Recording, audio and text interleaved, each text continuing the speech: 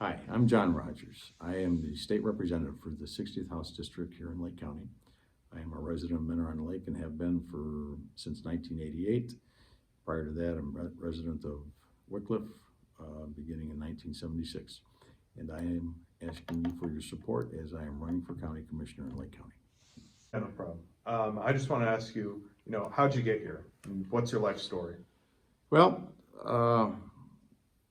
somewhat of a convoluted way, but basically, today I am the state representative for the 60th House District, which is half of Lake County. This is my 8th year and my final year. Prior to that, I was the mayor in the city of Minnetonka Lake, mayor and safety director for almost 20 years. And then I was a councilman in the city for 5 years prior to that, and was appointed by John Crocker to serve on a couple of commissions initially, Planning and Zoning, Board of Zoning Appeals, Civil Service Commission. When I met my wife, we built our home here in Minnetonka Lake, our first home. We bought another one subsequent to that, and we still live there and probably will retire there. I'm the oldest of 9.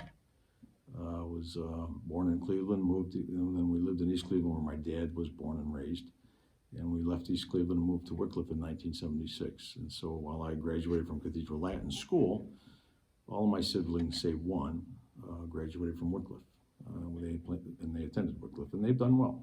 Jimmy was a football star there, a great football player. My sister Molly, many of you, when I worked at Lake West, when I left Lake West, Molly's a nurse practitioner, and she spent almost 18, 20 years working in the emergency room. She's a nurse practitioner now, taking care of patients that have COVID.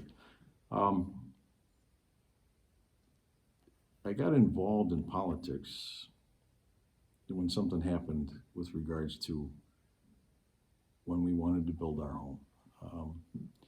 And then subsequently after we moved in, my car was stolen. And when it was stolen, the gentleman that stole the car, as he drove away, he waved at my wife. So we called the police, and the police showed up, and they were very responsive in getting there. But I just thought that the way it was handled could have been handled differently. So I started attending council meetings because I just think that government should be responsive. And I thought that while it was responsive to a certain extent, it could have been better handled. And then subsequently, when a position became available, I was selected to fill an open seat or a vacant seat. And then I've been involved in the government there ever since. I was an industrial salesman for 23 years. 5 of those years I owned my own business, working from my home as a manufacturer's rep. But I sold industrial equipment to companies throughout the state of Ohio, lower half of Michigan, into Pennsylvania. And it was the process industry, the oil and gas, the water, wastewater, electrical generation plants. And then later in life, I decided to go back to law school. And I went to law school, and when I finished law school, I decided to pursue a change in careers, if you will. And I ended up going to work for the prosecuting attorney's office. And I worked there almost 9 years. Actually, I was 9, I was into my 10th. And then I decided to leave the prosecuting attorney's office to go back to law school to get an advanced degree in tax. And I ended up having the opportunity to work for the county treasurer. But I think very fondly of my time working at the prosecutor's office. Initially, I was involved in child support enforcement, so basically trying to get parents to be responsible financially for the well-being of their kids, making sure that child support was paid to the spouse that was entitled to it. I worked in the felony division. I worked in the juvenile division prosecuting delinquent cases. I then moved on to supervise the juvenile division for almost 5 years. And I take great pride, and I actually ran for juvenile judge once, and I was not successful. But in my mind, the juvenile court is the court of last resort for kids. And most of the kids that came to the court were good kids that made stupid mistakes. But there are other kids that made pretty serious mistakes. And I think children, as adults, should all be held accountable for their actions. But at the same time, the kids I looked at from the standpoint that not only should they be held accountable, but to the extent that we're in a position to be able to help them get back on a straight path and narrow. That's what we should be doing. And that's what Judge Weaver wanted to do. And I really respected the man. He was one of the reasons why I became a lawyer. I left this juvenile division and went over to the supervise the DTAC division, where we handled most of the foreclosure cases. I supervised that for about 18 months. And that was right at the height of the crisis, of the housing crisis, that, we saw the decline back in 2008, and we saw a significant number of foreclosures, not only in Lake County, but throughout the entire state and the nation. And during that period of time, I was able to resolve a significant number of cases, bring tax dollars back into the county's coffers. But one thing that I take great pride in is the fact that I was able to help people be able to stay in their homes. An abandoned home, or a home that's vacant and is vacant, sit there without being taken care of for years, just declines. And I think if we can keep people in their homes, they take pride in their home. And, given the economic downturn, a lot of people were in financially difficult situation. Not that they didn't want to be responsible, but they just had a difficult time financially. And we were able to work with a lot of those people. As I said, keep those, probably the 1,000 cases before I left, at least 600 to 700 of them we'd resolved, and kept most of them in the homes. I left the prosecutor's office to go back to get a master's degree in tax law, as well as to begin practicing in law, in private practice.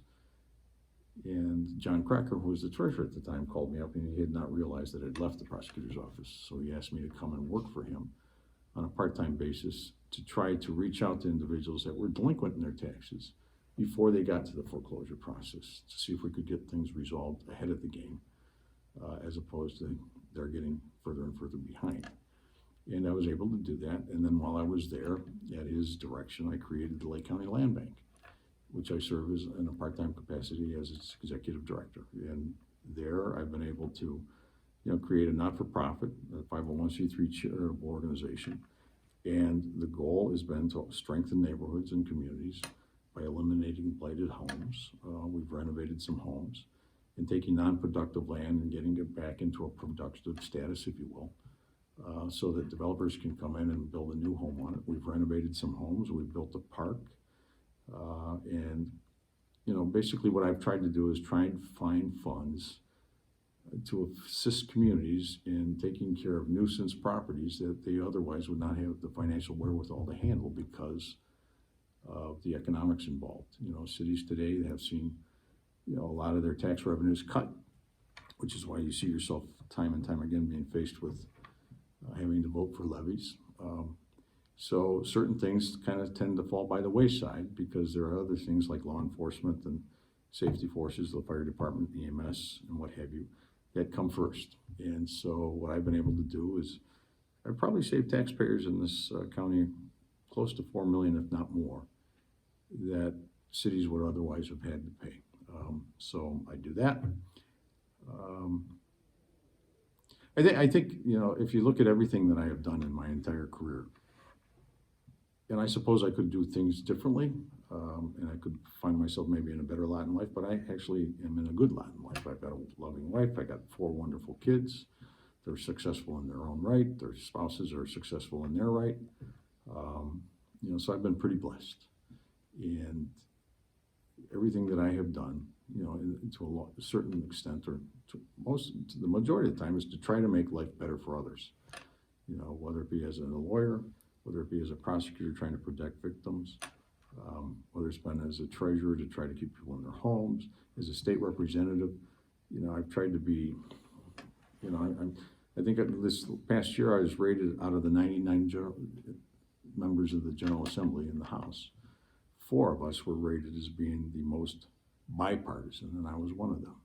And I take pride in that because when I ran for this office, I told people that I would work with people across the other aisle to try to get things accomplished. And I think if you look at my legislative record, what I have tried to do is try to look for niches, because I'm in the minority, that if I can change the law and if I can get somebody on the other side of the aisle to work with me to change the law, even though it doesn't seem like a lot to somebody, it in large measure helps a lot of people.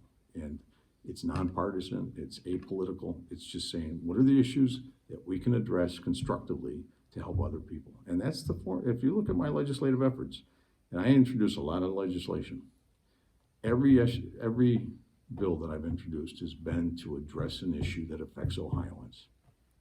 Ask you, what motivates you? Well, Joe, a lot of things motivate me. I think ultimately, I've been blessed, and I have a certain skill set, and I have a knowledge base, based on my education and my experiences, that puts me in a position to be able to help others. And if you look at everything that I've done throughout my entire career, in some way, shape, or form, it was either helping others to solve problems, helping others, uh, most recently trying to get them their unemployment. But the thing is that everybody, all of us are given a gift. On a daily basis, it's the gift of life. But we have, on a personal basis, I've been in a position to be able to provide for my kids so that they can be successful in life, and they can be independent, and they can be productive, and then they're going to have their own families. And I want that for everybody. And I try very hard. When people come to me if I'm in a position to help them, I will try to help them. And I've done it time and time again over my entire career. Sometimes I probably promise more than I can chew. But at the same time, I'm not in the business of taking advantage of somebody or trying to hurt somebody. That's not who I'm about. And I've come from a home where people helped each other. If you look at my siblings, most of them are in the medical profession. My mom was in the medical profession. My wife was an elementary school teacher. She was an elementary school administrator. My son John's a lawyer. His wife is a nurse practitioner. My daughter Katie's a teacher. Her husband's a teacher. My son Michael is a physician assistant, does neurosurgery at the Cleveland Clinic. My oldest son Timmy, he's a banker, and his fiance gets married next month. He's going to be a teacher. So all of us have been in positions that in some way, shape, or form, we're there to help others succeed in life. And I think that's what motivates me. Who's your role model in life? Well, I've had a lot of role models in life. Going back to my high school days, there was a Dr. Jose Espinosa, and he was kind of the one that gave me the interest in being a physician. And he was a surgeon, a vascular surgeon at the Kaiser Permanente Hospital. And one day a week in my junior year, I'd go there and I'd assist surgery, kind of like a PA does. When I worked at Euclid General Hospital in the emergency room, there was a Dr. Ness. There was Jackie Pomerantz, who was somebody at Tri-C, Dr. Craigle at Hiram College, Barb Tyler in law school. I mean, I've been very fortunate in life to have a lot of people that have influenced me and have been role models, besides my mom and my dad, who were my most important role models. My dad was probably my biggest supporter, aside from my wife.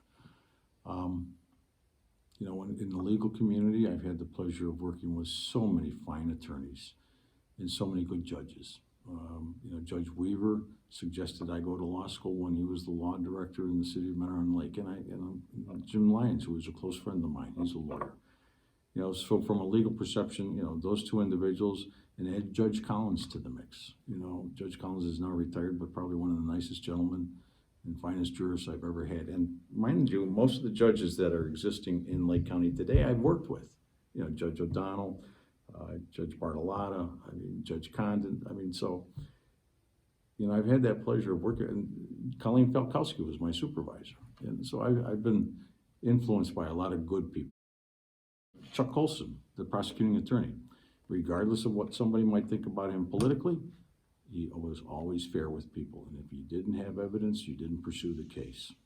And I think that's important because people have to be able to believe in the law and believe in justice. And if you have people that are politically motivated to take advantage of a system to move forward in life at the cost of someone else, that's not right.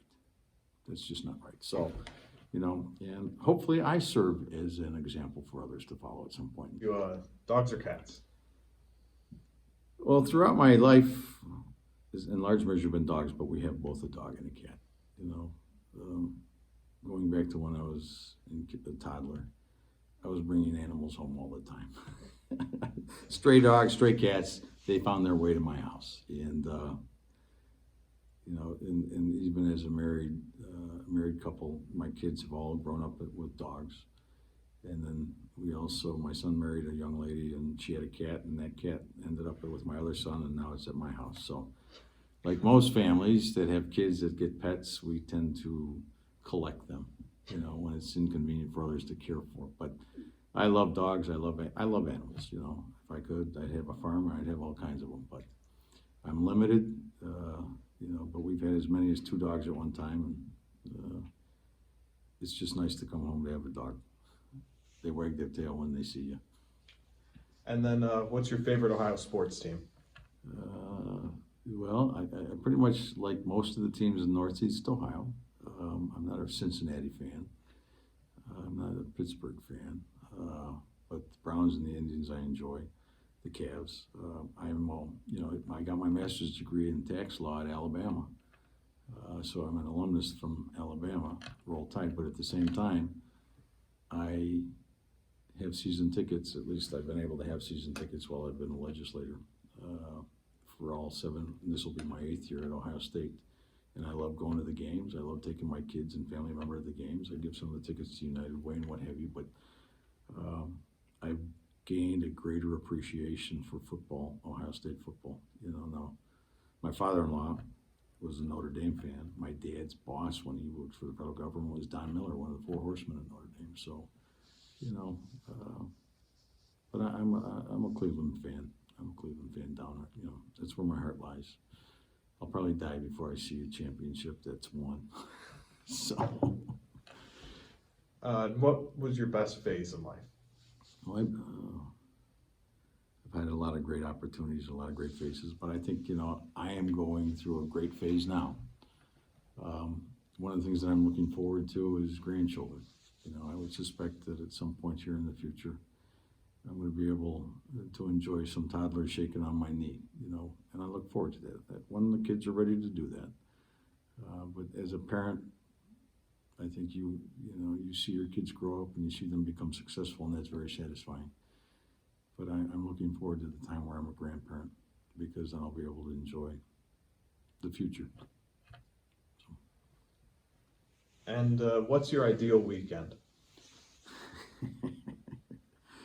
Well, you know, I have a mother-in-law who is retired, and I spend a lot of time mowing her acre of lawn, in addition to ours. You know, I sail. I bought an old used sailboat when I left the prosecutor's office, and my kids have learned how to sail over the years because they're not big kids. Michael played soccer, but John was not a big kid. And, you know, so I enjoy the water. You know, I live next to the lake. We have a slip down at the Grand River Marina. And when the kids are able, you know, when we can go out on the boat in Lake Erie, it's probably the most enjoyable and relaxing time I have. You know, I look forward to it. I mean, you don't get out that often. I certainly don't. Anybody who owns a boat knows it costs more than it's probably worth, but I wouldn't be able to buy enough time with my kids that I get to enjoy. If the genie granted you 3 wishes, what would they be? Given today, the world, you know, we'd have peace. I may not see it, and my kids may not see it, but I would certainly hope my grandkids see it. We live in a world full of strife. We live in a world that there's bigotry, there's prejudice, there's hatred, but there's also a lot of good. And if I had the ability to say my first wish would be for world peace. You know, and everything that went along with it, the opportunity to be successful, the ability to pay, you know, put food on the table, to have a house over your head. You know, but those, you know, I'm never going to have that opportunity to make that do. But to the extent that I can have an impact in some of those things, I try. You know, there's a lot of disease, having worked in the medical profession. You know, I mean, so many people suffer from, you know, cancers and so forth like that. It would be nice, and there will come a time when a lot of the things that we do today to treat people will not be necessary, because we'll have been able to develop the technology and the medical care that would hopefully be able to treat people in a better way. And then I just think the biggest thing that we can do for our kids is to give them a good, solid education. Because education is the key to success in life. It doesn't guarantee it, but knowledge is so vital. Whether it's just the ability to go into McDonald's and read the menu, But I think education is necessary. And I'm not suggesting that everybody has to go to college. What I'm saying is that you have to have a good, solid foundation, and then be given the opportunity to develop a skill set, whether it be in the latter years of high school or post-high school, to be able to go out and get a job, provide for yourself. If you decide to get married, to provide for your family, so that you can live a life that's, one of quality. So those are probably my three. What's something you can't go a day without? When I get up in the morning, whether it's wintertime or it's summertime, whether I'm at my home here in Mentor on the Lake or I'm at my apartment in Columbus, I like to get a big cup of coffee, go out on the deck, and just spend a few minutes thinking to myself, what's going to happen, how the day's going, so forth. It's just some solitary time, and it just kind of, that's what I like to do. You can ask my wife, I go out, and I probably end the day that way too. So, not with the coffee though. And who is your favorite historical figure? Oh, there's been a few. I from the standpoint of, America's leaders, certainly I think Washington, I like that period of our nation's history, and I've got a number of books on Washington that I've read. Certainly Lincoln, one of the most tumultuous times. And unfortunately, he was assassinated, because I think our country would be much different had he been able to, if he was able to fill out, if he had not been assassinated. I think FDR was somebody that was important, because, again, he served, 4 terms?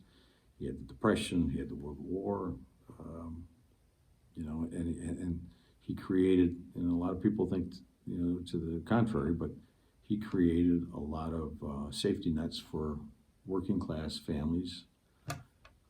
And then, John Kennedy, I'm Irish, I'm Catholic, John Kennedy falls right in there. He may not, and you think about it, there, he had his misgivings, but, when we were on the brink of nuclear war, he got us through it.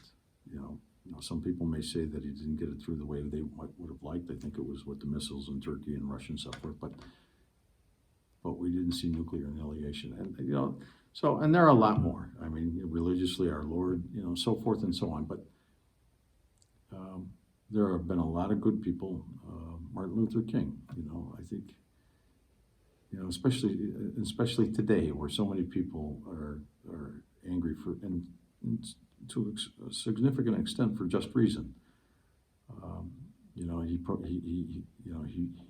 proselytized, if you will, about brotherly love and nonviolence. And we need people like that today, especially when we find so many difficult situations going on, so many tragic circumstances going on. And then I wanted to ask you, what's one thing that bothers you the most about the world today? Oh, well, there are a few things. I have always said that hatred is our biggest problem. You look at the Palestinian and Israeli issue, you look at the North and South Korean issue, you look at, being Irish and Catholic, there's a history there, in Ireland, in the English, and usually, even in this country, whether it be with slavery and other situations, it's where one individual or one group or one culture or one religion or what have you think that they are better than someone else, and they develop a hatred. Nobody is born racist. Nobody's born hating someone, and so I think it's important. John Crocker always told me, you agree to disagree, but you don't disrespect. You're a fellow human being. Now, I'm not suggesting that in the event that you threaten somebody, that's a different situation. But you have to understand that we are a diverse world. We are a diverse people, even here in this country.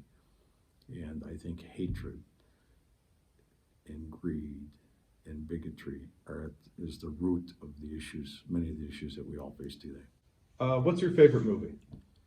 Well, I will tell you that my dad loved the theater, and there were a lot of movies that we saw growing up as kids. And when you come over to my house at night, I'm usually watching a movie if I have time to myself. But you know, one of my favorites is Quiet Man. You know, I'm Irish. You know, John Wayne is a great actor. Maureen O'Hara is a great actress. And it's humorous. It's a love story.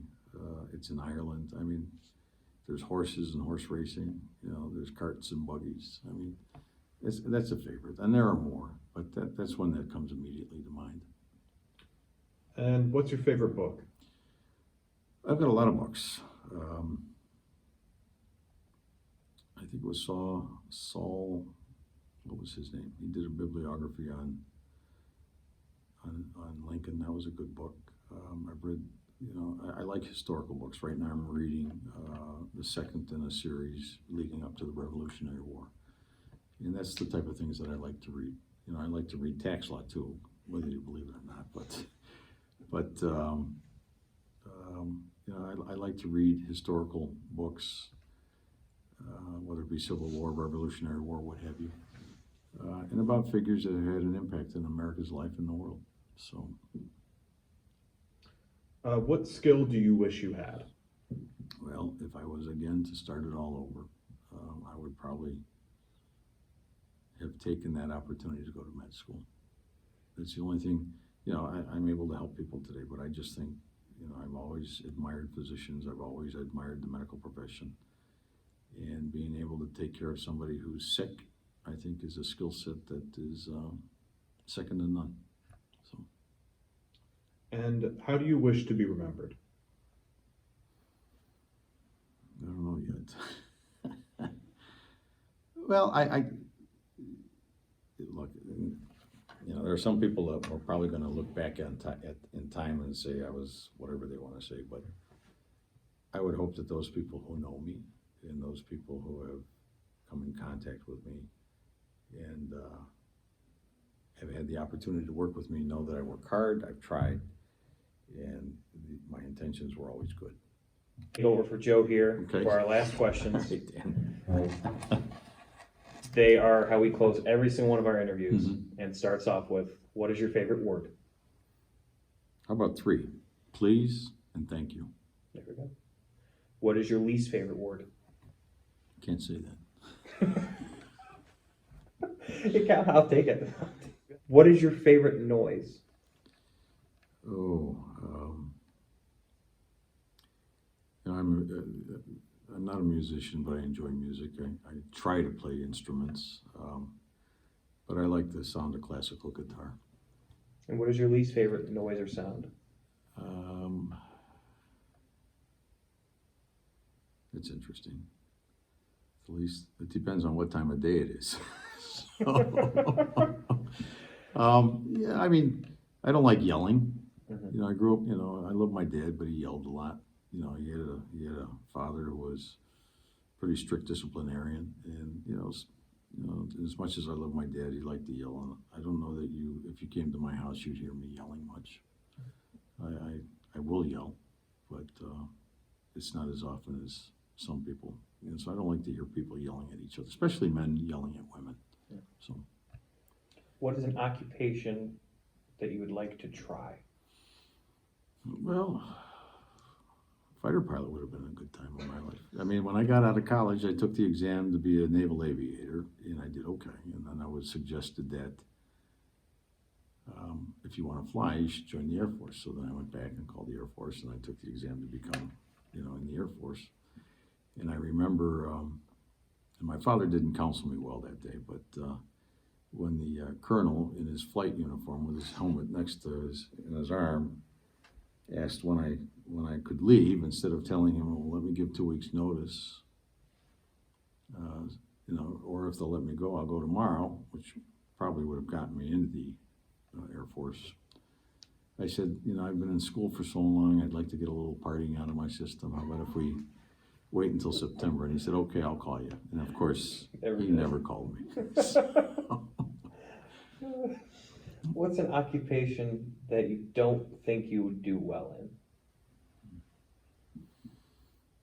Well, as much as I try, I'm not a plumber.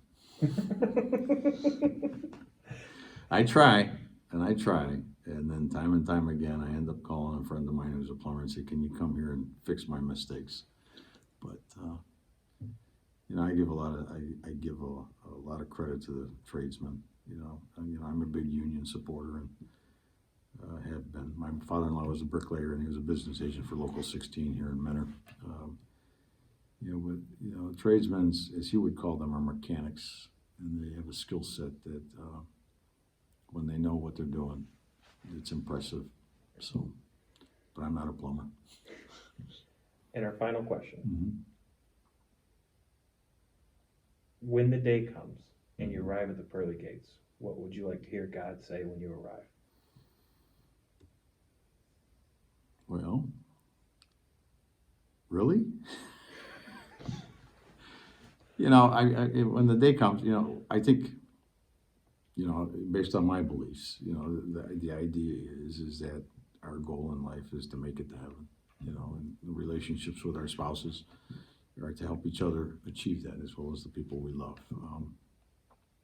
I hope I have the opportunity to arrive at the pearly gate, let alone thinking ahead as to what I'd like to hear our Lord say.